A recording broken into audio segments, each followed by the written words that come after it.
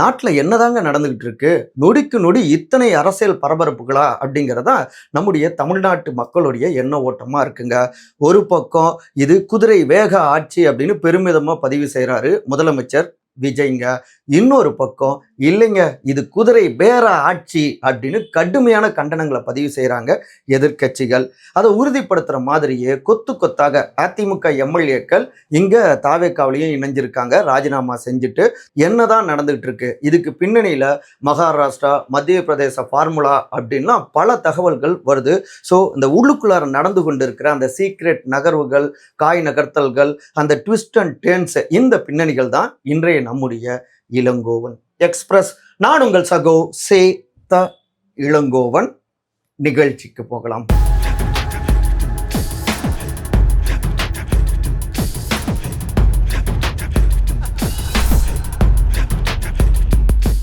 ஜெர்க்காக்கிய Edappadi, shock கொடுத்த ஸ்டாலின், ரூட்டை மாற்றிய விஜய், எம்எல்ஏக்கள் ராஜினாமா பின்னணி. அதிமுக எம்எல்ஏக்கள் சிலர் ராஜினாமா மற்றும் தாவேக்காவில் இணைந்ததில் தாவேக்கா போட்ட கணக்கு அப்படின்னு பார்த்தோம்னா, ஆட்சியை உறுதிப்படுத்துவதற்காக திமுக கூட்டணி கட்சிகளுடைய ஆதரவை பெற்றாங்க.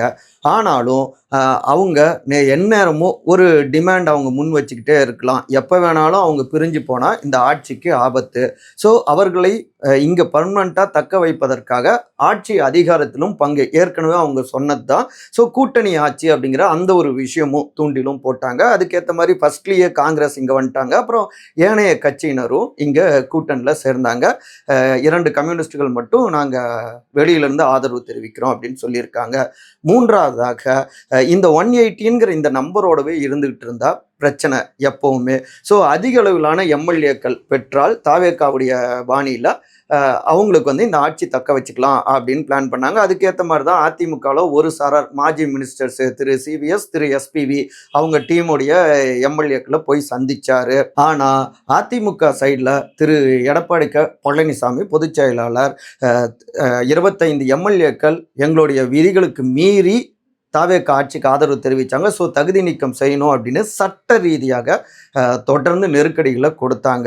எப்படினாலும் சட்ட ரீதியாக இந்த சைடில் தான் வாய்ப்புகள் இருக்குது. சபாநாயகர் அவர்கள் முடிவெடுக்கணும். ஆனாலும் கூட இங்கே காலதாமதமானாலும் எடப்பாடி அவர்கள் வெற்றி பெற வாய்ப்பு இருக்குது. இந்த இடத்துல தான் இன்னொரு பக்கம் உள்ளிருந்து திரு ஜான் அவர்கள் அதிமுகவுடைய எம்எல்ஏக்களுக்கு இங்கே வந்தால் அவங்களுக்கு அமைச்சரவையில் இடம் கொடுத்தா அவங்களுடைய கெட்ட இமேஜும் நாம் சேர்ந்து சுமக்கிற மாதிரி இருக்கும் அப்படின்னு மாஜிக்கல் ஒட்டி இவர் வேணான்னு சொல்லியிருக்காரு.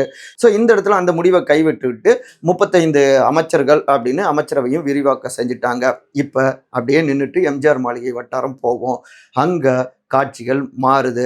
எடப்பாடி அவர்களுடைய கை ஓங்க முன்னாள் அமைச்சரான திரு எஸ்பி வேலுமணி அவரும் நாங்கள் பொதுச் செயலாளரை இப்போவும் அவர் தான் பொதுச் செயலாளர், நாங்கள் வந்து பிளவெல்லாம் பண்ணல, கருத்து வேறுபாடு தான் அப்படின்னு சரண்டர் ஆகிறாரு.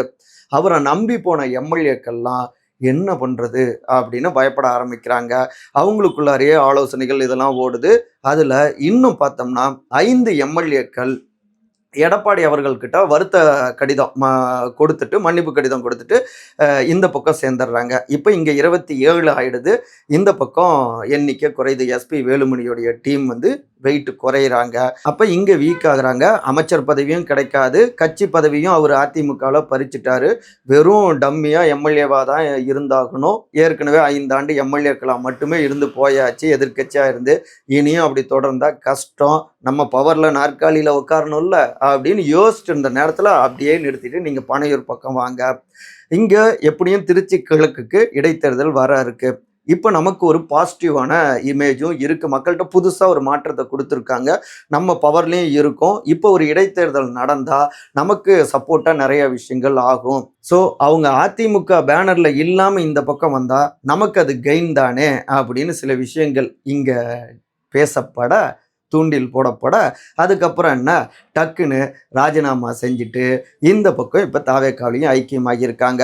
இதில் முன்னாள் நாடாளுமன்ற உறுப்பினரான அதிமுகவுக்காக ஒருங்கிணைந்த அதிமுகன்னு போராடி கொண்டிருக்கிற திரு கேசி பழனிசாமி அவரும் கூட இந்த தூண்டில் போகிற இந்த லிஸ்ட்டில் பார்த்தோம்னா இன்னும் ஒரு 10லிருந்து 12, 15 அதிமுக எம்எல்ஏக்கள் வரை இந்த பக்கம் மாறலாம், வாய்ப்புகள் இருக்குது தாவேக்கா சைடில் அப்படின்லாம் அவரும் தன்னுடைய ப்ரெடிக்ட் பண்ணியிருக்காரு, ஒரு ஷாக் கொடுக்கப்பட்டிருக்கு. ஸோ அதிக அளவில் எம்எல்ஏக்கள் ராஜினாமா செஞ்சு, ஏன்னா இந்த சைடில் இப்போ தகுதி நீக்க நடவடிக்கைகள் எடுத்து அது கெட்ட இமேஜாக வருவதற்கு பதில் ராஜினாமா செஞ்சுட்டு அப்படியே இங்கே இடைத்தேர்தலை சந்தித்து வெற்றி அடைஞ்சா இங்கே எண்ணிக்கையும் உயர்ந்துரும் அப்படிங்கிறது தான் தாவேக்காவுடைய கணக்கு.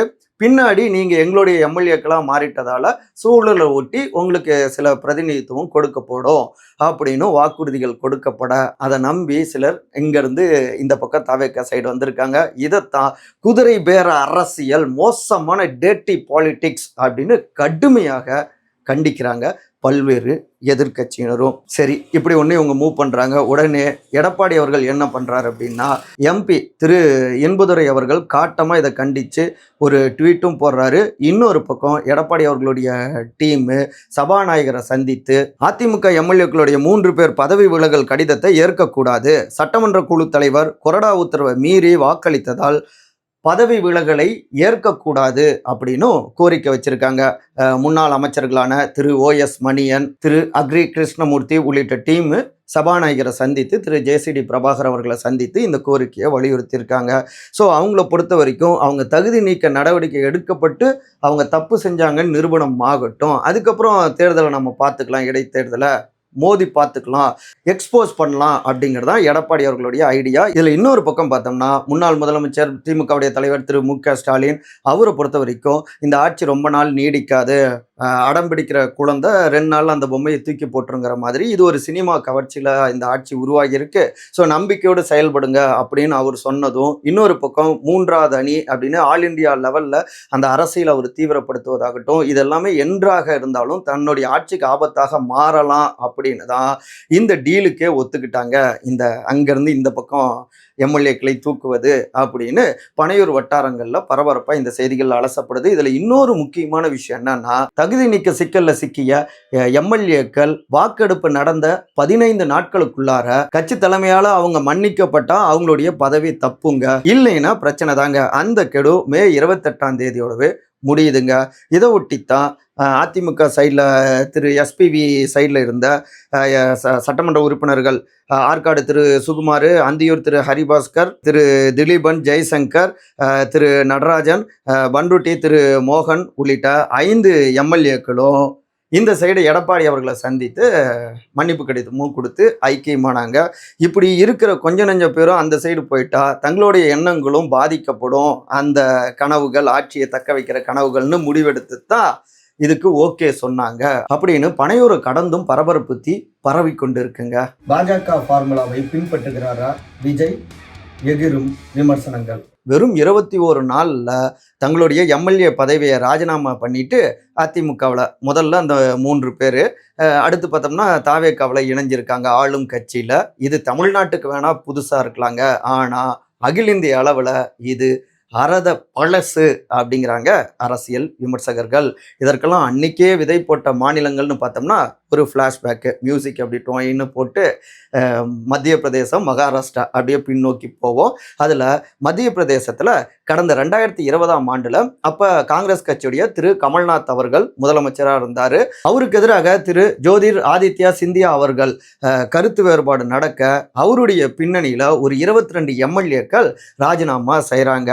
அவங்களுக்கு ஆதரவு அப்படின்னு பார்த்தோம்னா பேக்கப்பு ஃபுல்லாக பாஜகங்க. அப்போ தான் இந்த ரிசார்ட்டு ஃபார்முலா அப்படின்லாம் பாலிடிக்ஸு. இங்கே கூவத்தூர்லேயே விதை போட்டுட்டாலும் கூட இங்கே கூட அங்கே பயங்கரமாக நடக்குது. பல ரெசார்ட்டுகள்லாம் அவங்க தங்க வைக்கப்படுறாங்க. அட்லாஸ்ட்டு கமல்நாத் அவர்கள் பெரும்பான்மை இல்லை அப்படிங்கிறத புரிஞ்சுக்கிட்டு தன்னுடைய முதலமைச்சர் பதவியும் ராஜினாமா பண்ணுறாரு. இந்த 22 முன்னாள் காங்கிரஸ் எம்எல்ஏக்களும் பாஜகவில் ஐக்கியமாகறாங்க. அப்புறம் எக்ஸா சில தொகுதிகள் சேர்த்து 28 தொகுதிகளுக்கு இடைத்தேர்தல் நடக்குது. 19 எம்எல்ஏக்கள் அவங்க வெற்றி அடைகிறாங்க. பாஜக ஆட்சி அமைக்கிறது. அந்த நேரத்தில் 2023 எலெக்ஷன் டைமில் ஒருத்தர் சொன்னார் இப்படி, பிஜேபிக்கு எதிராக ஸ்டீலிங் தி பீப்புள்ஸ் கவர்மெண்ட் அப்படின்னு கடுமையாக பாஜகவை அட்டாக் பண்ணார். வேற யாரும் இல்லை, நாடாளுமன்ற தற்போதைய எதிர்க்கட்சி தலைவர் திரு ராகுல் காந்தி தாங்க, காங்கிரஸ் கட்சி. இப்போ அவருக்கு ஒரு சிறு நினைவூட்டல் தமிழ்நாட்டில் நடந்துகிட்டு இருக்கு. உங்களுடைய காங்கிரஸ் கட்சியினர் இதெல்லாம் குதிரை பேர அரசியல் அப்படின்னு சொல்லிட முடியாது அப்படின்னு தாவேக்காவுடைய இந்த செயல்பாடுகளுக்கு சிலர் முட்டு கொடுத்துட்டு இருக்காங்களே. இப்போ இவங்க யாருடைய ஆட்சியை திருடி இருக்காங்க, இதை எப்படி நீங்கள் சொல்லுவீங்க? இல்லை திரு மாணிக் தாக்கூர் போன்றவர்கள் தாவேக்காவுக்கு சப்போர்ட்டாக இப்போ பேசிகிட்டு இருக்காரு இல்லையா? அப்போ ராகுல் காந்தி அவர்கள் அன்னைக்கு சொன்னதுக்கு எதிராக அவர் இருக்காரா? இப்படி பல கேள்விகள் அவரை நோக்கி சமூக வலைதளங்களில் வந்துகிட்டு இருக்கு. சரி, நம்ம இங்கேருந்து அப்படியே பக்கத்து ஸ்டேட்டு போவோங்க. மகாராஷ்டிரா, அங்கே திரு உத்தவ் தாக்கரே அவர்களுடைய ஆட்சி, சிவசேனா கட்சியுடைய ஆட்சி. அவருக்கு எதிராக போர்க்கொடி தூக்குறாரு திரு ஏக்நாத் ஷிண்டே. புரிஞ்சிருப்பீங்க. 11 எம்எல்ஏக்கள் இருக்காங்க. அதுக்கப்புறம் சில சுயேட்சை எம்எல்ஏக்கள் இப்படிலாம் சேர்ந்து இவருடைய பின்னணியில் ஒரு 40 எம்எல்ஏக்கள் வர அட்லாஸ்ட் திரு உத்தவ் தாக்கரே அவருடைய அந்த கூட்டணி ஆட்சி முறிகிறது. பின்னாடி பாஜகவுடைய சப்போர்ட்ல திரு ஏக்நாத் ஷிண்டே அவர்கள் அங்கே ஆட்சி பொறுப்புக்கு வராருங்க. பாஜக தான் பின்னாடி பேக்கப் கொடுத்துருக்கு. அப்பயும் அந்த ரிசார்ட் அரசியல், சூரத் போகிறாங்க, அஸ்ஸாம் போகிறாங்க, குஜராத்து, இங்கெல்லாம் தங்க வைக்கப்படுறாங்க அந்த அதாவது உத்தவ் தாக்கரே அவர்களுக்கு எதிரான எம்எல்ஏக்களை.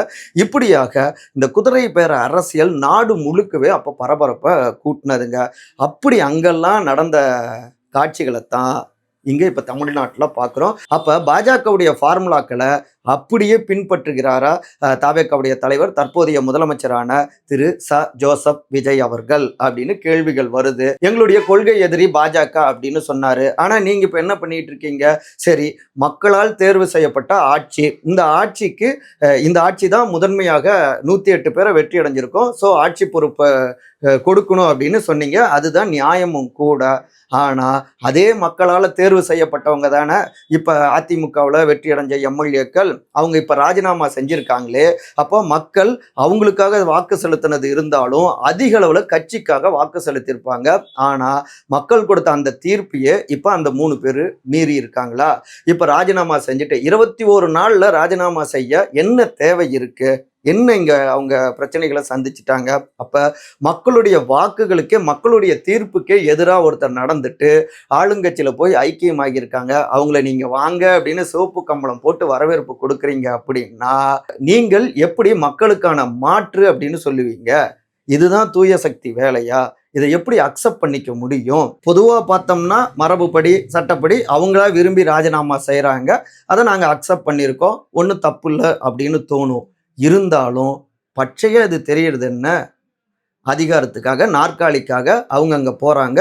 அந்த அதிகாரத்தை உறுதிப்படுத்தி கொள்வதற்காக, உங்களுடைய ஆட்சியை தக்க வச்சுக்கிறதுக்காக நீங்கள் இந்த செயலை செய்கிறீங்க. வேற என்ன? இந்த கேள்விகள் தாங்க எல்லா பக்கமும் வந்துட்டு இருக்கு. ஆனால் தாவேக்கா சைடில் என்ன விளக்கங்கள் கொடுக்குறாங்கன்னா, ஏங்க திமுக தாங்க போட்டி போட்ட அதிமுகவோடு கூட்டணி சேர்ந்து ஆட்சி அமைக்கிறதுக்கெல்லாம் ட்ரை பண்ணாங்க. புதிய சக்தி ஆட்சிக்கு வந்துடக்கூடாதுன்னு தடுக்க பார்த்தாங்கல்ல. அப்படி இருக்க நாங்கள் ஏன் எங்களுக்கு கொடுக்கக்கூடிய ஆதரவை நாங்கள் ஏன் வேணான்னு சொல்லணும் அப்படின்னு அவங்க சொல்கிறாங்க. ஏங்க அவங்க தப்பானவர்கள் அப்படின்னு சொல்லித்தான் மக்கள் உங்களுக்கு வாக்கு செலுத்தியிருக்காங்க உங்களுடைய வாதப்படி. அப்போ தப்பான ஒரு அரசியலை, இந்த குதிரை ஹார்ஸ் ட்ரேடிங் இந்த அரசியலை நீங்கள் தமிழ்நாட்டுக்கு அறிமுகம் செய்வதுதான் மாற்றா? உங்ககிட்ட இருந்து அப்படி ஒன்றை நாங்கள் எதிர்பார்க்கவில்லை அப்படின்னு சமூக ஆர்வலர்களும் அரசியல் விமர்சகர்களும் தாவேக்காவை நோக்கி கேள்விகளும் முன்வைக்கிறாங்க. இப்படி பயங்கரமான வாதங்கள் தீ மூட்டி கொண்டிருக்குங்க. பனையுரை கடந்து பரபரப்பு தீ மூட்டி கொண்டிருக்கு. இந்த இடத்துல ஒரு முக்கியமான புத்தகம் குறித்து நான் பேசணுங்க. என்னுடைய ஃபேவரட் புக்கு பலருக்கு நான் கிஃப்ட் பண்ணியிருக்கேன். பாஜக எப்படி வெல்கிறது அப்படின்னு திரு பிரசாந்த் ஜா அவர்கள் தொகுத்தது. அவர் ஒரு பத்திரிகையாளர், பாஜகவோடும் பயணித்து அவங்களோட நிறைய விஷயங்கள் இது பண்ணி பேசியிருக்காரு இந்த புக்கில். இதில் 69வது பக்கம் ஒரு முக்கியமான சப்ஜெக்டுங்க. அதாவது எதிர்க்கட்சி தலைவர்களில் இருந்து ஒரு பகுதியினரை கொள்ளையடித்துக் கொள்வதன் மூலம் அக்கட்சியின் அடித்தளத்தை தகர்த்தெறிவதில் அவர் கவனம் செலுத்தினார் அப்படின்னு.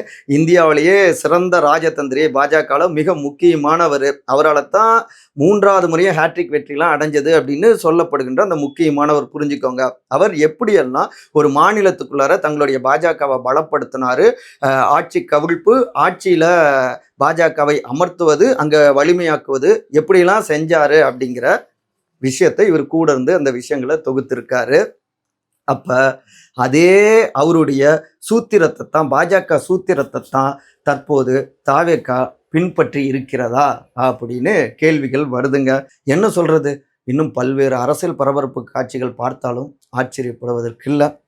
மற்றபடி மறக்காம கருத்துரை பகுதியில் கருத்துக்களை பதிவு செய்யுங்க. அன்பால் ஒருங்கிணைந்திருப்போம். நன்றி, வணக்கம்.